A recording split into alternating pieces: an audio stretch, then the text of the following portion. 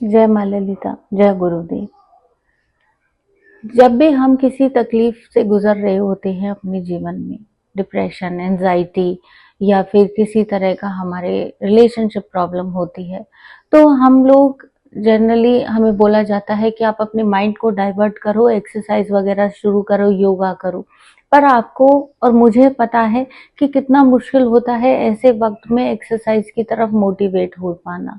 आप एक दिन फिर भी हिम्मत करके करते हो, दूसरे दिन आपके अंदर वो जागृति ही नहीं होती है या वो ताकत ही नहीं होती है कि आप एक्सरसाइज कर पाओ।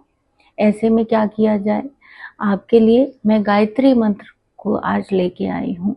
जब आप गायत्री मंत्र को करते हैं या सुनते हैं तो इसके पीछे क्या साइंस होती है, आज हम इसको डिस्कस करने वाले हैं।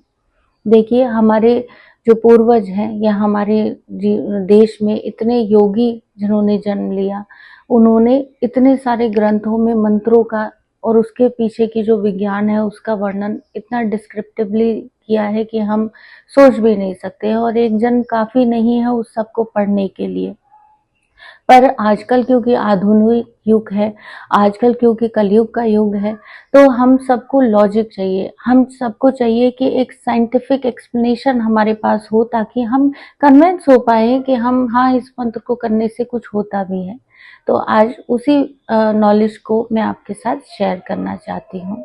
मेरी नॉलेज लिमिटेड है, अगर मुझसे कोई गलती हो जाए तो मुझे क्षमा करिएगा। तो गायत्री मंत्र के बारे में जानते हैं। गायत्री मंत्र 14 वर्णों से बना हुआ है, 14 अक्षरों से बना हुआ है। जब आप गायत्री मंत्र का चैंट करते हैं, देखिए जब भी आप कोई स्वर बोलते हैं, कोई भी, अब जैसे मैं बोल रही हूँ तो मेरे जो माउथ है उसमें डिफरेंट तरह की नर्व्स है। ये नर्व्स जो है वो हम मेरी बॉडी में अलग अलग चक्रों से लिंक है।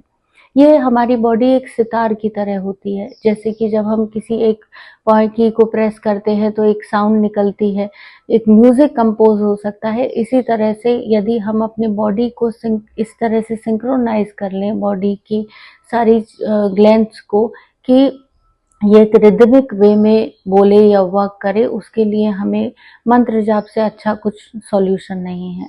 जब आप कुछ स्वर को बोलते हैं और मंत्र जो है वो इसी चीज के बेस पे कंपोज हुए होते हैं। जब आप किसी स्वर को बोलते हैं तो वो एक स्पेसिफिक ग्लैंड जो है वहां पर एक्टिवेट होती है।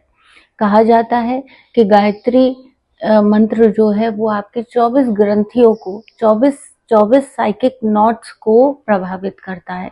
ये 24 साइकिक नॉट्स जो होती हैं, इनके अंदर हमारी अलग अलग ऊर्जा संकुचित रहती है या समावेशित रहती है। जब हम गायत्री मंत्र को करते हैं तो मान लीजिए आप तत् बोल रहे हैं, तो तत् का मतलब होता है तापनी ग्रंथि। तापनी ग्रंथि हमारी सक्सेस से रिलेटेड होती है। वह तत् स बोल रहे होते हैं तो हमारी सफलता वाली ग्रंथि उससे प्रभावित होती है। वाह बोल रहे होते हैं तो विश्वा ग्रंथि, मतलब हमारी वेलबींग, हमारी फिजिकल और साइकोलॉजिकल वेलबींग उससे क्लियर होती है या फिर उसमें हमें ऊर्जा मिलती है। जब हम मंत्रों को का जाप या गायत्री मंत्र का जाप बार बार कहा करते हैं, जो कि एक सबसे इम्पोर्टेंट मंत्र है, आपको इसके बारे में मैं और भी डिटेल वीडियो बनाऊंगी।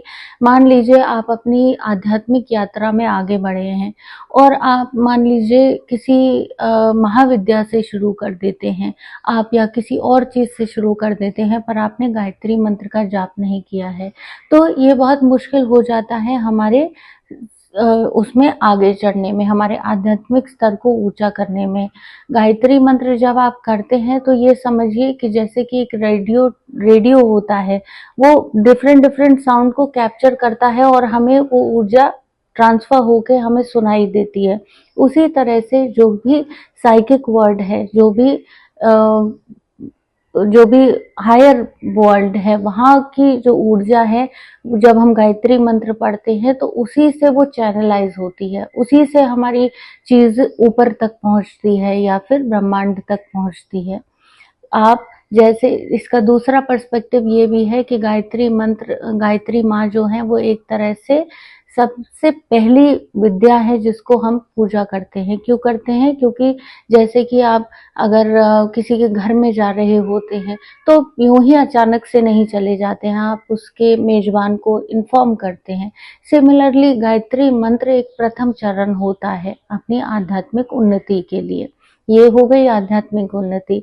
दूसरा होता है कि आप कोई भी चीज करें, आप मान लीजिए एक्सरसाइज से शुरू कर रहे हैं आपके और एक्सरसाइज डेफिनेटली एक बहुत अच्छा फैक्टर होता है हमें मोटिवेट करने के लिए या हमारे सबकॉन्शियस एनर्जी को क्लियर करने के लिए, क्योंकि आपने स्टोरी तो कर रखा है। जो पेन आपकी बॉडी में या आपके मानसिक आपको दुख हुआ है वो आपकी बॉडी ने डिफरेंट सेंसरी सिस्टम्स में या डिफरेंट डिफरेंट ऑर्गन्स में डिफरेंट डिफरेंट ग्लैंड्स में स्टोर कर रहा रखा होता है और इसी वजह से आप उस दुख पे बार बार टैप कर रहे होते हैं।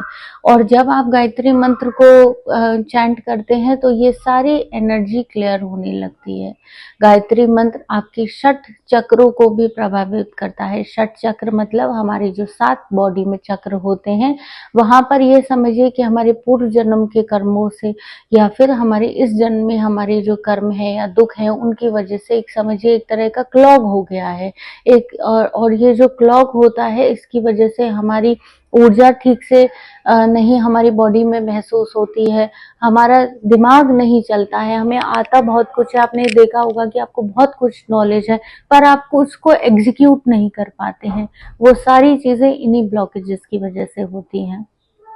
थैंक यू सो मच, आपने मुझे इस वीडियो को आपने सुना, इतना टाइम दिया, इसके लिए मैं आपकी आभारी हूँ। जय गुरुदेव।